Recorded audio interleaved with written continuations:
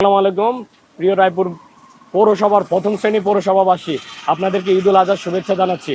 আপনারা যে পরিস্থিতির মধ্যে আছেন, এটা কি একটা প্রথম শ্রেণীর পৌরসভা হতে পারে কিনা আপনাদের কাছে আমার প্রশ্ন রইল। আমরা যে পরিস্থিতিতে আছি, গত 3 দিন রায়পুর পৌরসভার বাজার ছাড়া আশপাশে যে পৌরসভার এলাকাগুলো আছে সেগুলোতেও কারেন্ট নেই।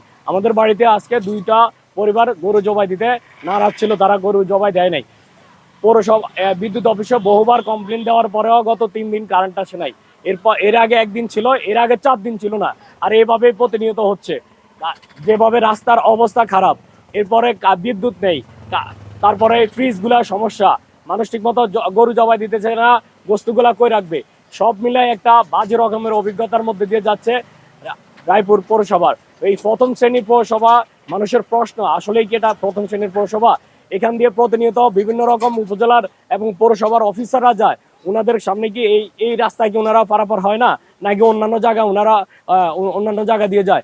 যাই হোক, সাধারণ মানুষের পক্ষ থেকে এবং সকল মানুষের পক্ষ থেকে রায়পুরে যারা নেতৃত্বে স্থানীয় আছেন, আপনাদের কাছে প্রশ্ন রইল, আপনারা কি আসলে রায়পুরে আছেন না হারাই গেছেন? সবাইকে ঈদুল আজহার শুভেচ্ছা।